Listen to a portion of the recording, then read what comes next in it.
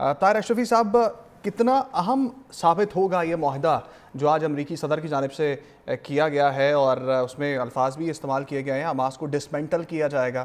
اور بحال کی جائے گی وہ تمام سرحدیں جو ہیں، جو معاملات ہیں وہاں پر؟ بسم اللہ الرحمن الرحیم نحمدہ ونصلی ونسلم علی رسولہ الکریم۔ دیکھیے، گزارش یہ ہے کہ یہ معاہدہ جو ہے یا یہ جو ابھی امریکی صدر نے اعلان کیا ہے، یہ کوئی ان کا اپنا اعلان نہیں ہے۔ اس کے اوپر بہت لمبی مشاورت ہوئی ہے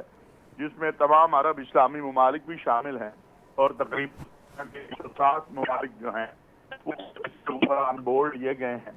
کہ ایک آزاد خود مختار فلسطینی ریاست قائم ہو، اور یہ جو فلسطینیوں کا خون بہتا ہے اور جو بربریت اور وحشت ہم نے دیکھی ہے اس کا سلسلہ ختم ہو۔ تو اگر جو اعلان کیا ہے امریکی صدر نے اور جو اس معاہدے میں چیزیں شامل ہیں، اگر حقیقی طور پر وہ اپنی منزل کی طرف پہنچتی ہیں تو بلا شبہ ایک آزاد خود مختار فلسطینی ریاست کا قیام وجود میں آئے گا، جس کا دارالخلافہ القدس الشرقیہ ہوگا۔ اور اس میں تو یہ تو حماس خود بھی کہتی ہے کہ اگر ایک آزاد خود مختار فلسطینی ریاست قائم ہو جائے تو ہم اپنا اسلحہ جو ہے ہم ایک نظم کے نیچے آنے کو تیار ہیں، جو فلسطینی اتھارٹی ہے اس کے۔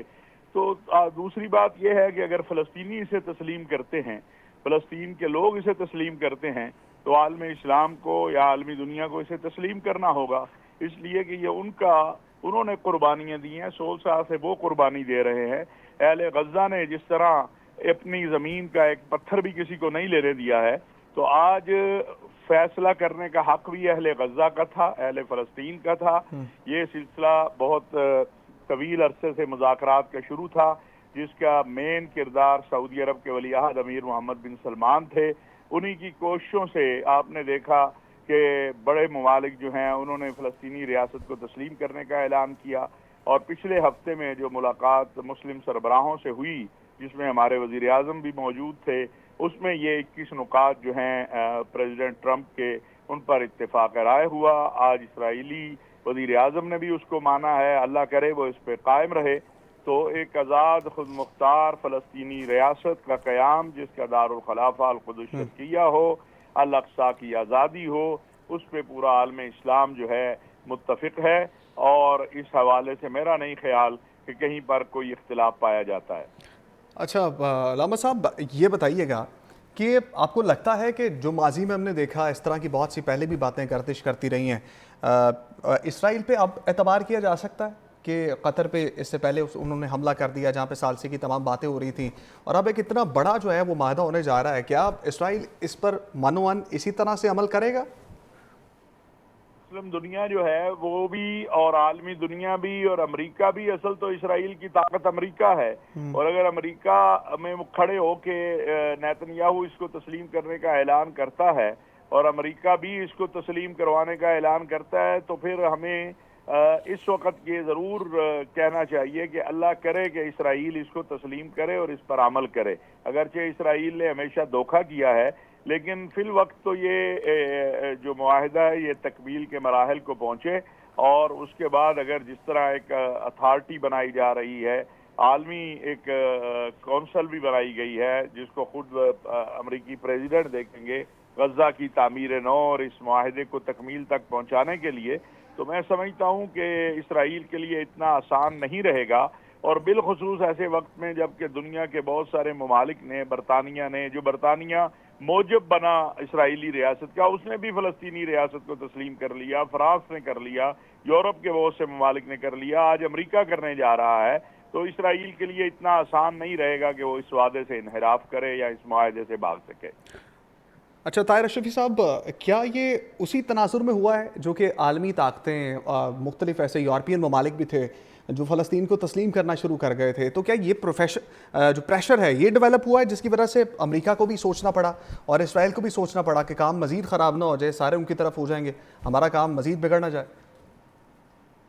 بالکل اس کا کریڈٹ جو ہے وہ ان ممالک کو دینا ہوگا، اور اس ساری مہم کے پیچھے جس شخصیت کا نام آتا ہے اس کا نام سعودی ولی عہد امیر محمد بن سلمان ہے، جس نے یہ کام آج سے 2 سال پہلے شروع کیا تھا کہ ہم دنیا کو کہیں گے کہ وہ فلسطینی ریاست کو تسلیم کریں، اسرائیل مجبور ہو جائے تاکہ وہ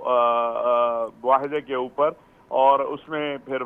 ہر ملک نے اپنا اپنا کردار ادا کیا، لیکن بنیادی کردار سعودی ولی عہد امیر محمد بن سلمان کا۔ اور جب امریکی صدر ڈونلڈ ٹرمپ گئے تھے سعودی عرب اور خلیج کے دورے پہ بھی، تو آپ کو یاد ہوگا انہوں نے کہا تھا کہ 3 جو ہے بادشاہ انہوں نے مجھ سے بات کی ہے، اور انہوں نے مجھ سے کہا ہے کہ بھئی اب یہ معاملہ جو ہے اس کو ختم کریں، اور 2 ریاستی حل کی بات کی ہے۔ لیکن ہم یہ سمجھتے ہیں ہمارے سامنے ایک آزاد خود مختار فلسطینی ریاست کا قیام ہے، ہمیں اس کی طرف توجہ کرنی ہے، اور وہی ہماری منزل مقصود ہے، اور اسی کے لیے ہم دعا گو ہیں۔ اور فلسطینی شہداء کا خون جو ہے وہ رنگ لا رہا ہے، اہل غزہ کی قربانیاں رنگ لا رہی ہیں۔ ہمیں اللہ تعالیٰ کا شکر ادا کرتے ہوئے یہ دعا کرنی چاہیے کہ اب مزید کسی فلسطینی کا خون نہ بہے، اور فلسطین کا قضیہ جو ہے وہ پرامن طریقے سے حل ہو، الاقصی کو آزادی ملے، اور اہل فلسطین کو ایک آزاد خود مختار فلسطینی ریاست ملے جس کا دارالخلافہ القدس الشرقیہ ہو۔ اچھا علامہ صاحب، ایک اور بڑی اہم چیز ہے، وہ یہ ہے کہ گریٹر اسرائیل کا خواب دیکھتے ہیں نیتن یاہو، اور یہ صرف ان کا خواب نہیں تھا، ان کے والد محترم کا بھی یہ خواب تھا۔ تو اب اس کانٹیکس میں یہ ساری چیزیں دیکھتے ہوئے اتنی آسانی سے اسرائیل کو یہ معاہدہ ہضم ہو جائے گا جہاں پہ خود مختاری تسلیم کی جا رہی ہے غزہ کی، اور تمام معاملات جو ہیں وہ ان کے حق میں جا رہے ہیں؟ ایک جملہ کہوں گا، الحمدللہ وہ جو گریٹر اسرائیل کا خواب تھا وہ پاکستان سعودی عرب معاہدے کے نتیجے میں زمین کے نیچے دفن ہو گیا، اور انشاءاللہ وہ کبھی بھی نہیں نکل سکتا۔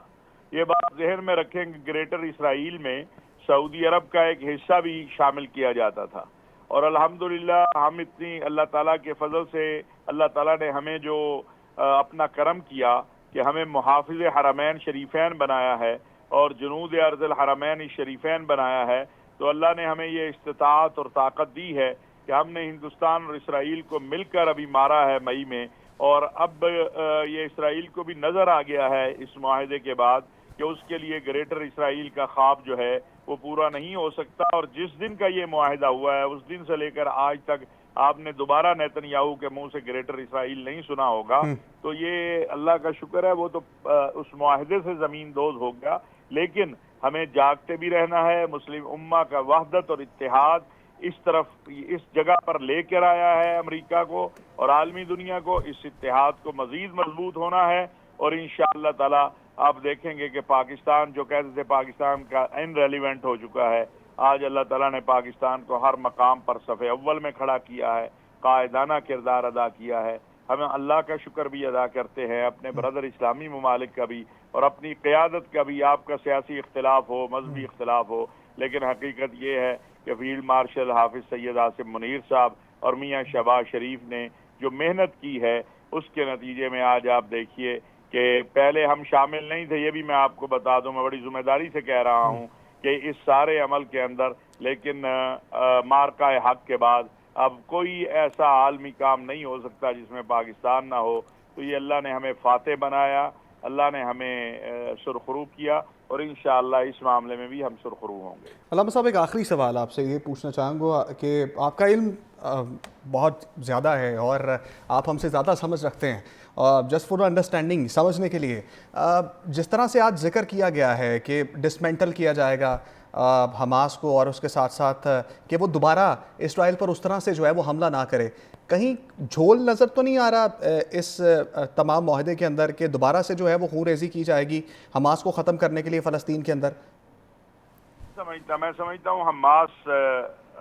جو ہے وہ ٹریپ ایک بار ہو گئی ہے 7 اکتوبر میں، اب دوبارہ ٹریپ نہیں ہوگی، اور وہ عقل مندی کے ساتھ آگے بڑھیں گے۔ آخر 60-65 ہزار لوگوں کا خون جو ہے وہ ان کے کندھوں پر ہے 7 اکتوبر کے بعد۔ وہ ایسی کوئی غلطی میرا نہیں خیال کریں گے دوبارہ کہ وہ نیتن یاہو کے ٹریپ میں آئیں اور اس معاہدے سے باہر نکل کے دوبارہ فلسطینی عوام کے قتل عام کا نیتن یاہو کو جو ہے وہ راستہ دیں۔ انشاءاللہ تعالی حماس کی قیادت بھی وہی فیصلہ کرے گی جو اہل فلسطین کے حق میں ہوگا، جو فلسطینیوں کا فیصلہ ہوگا، اور جو امت کے دلوں کو تسکین دے گا۔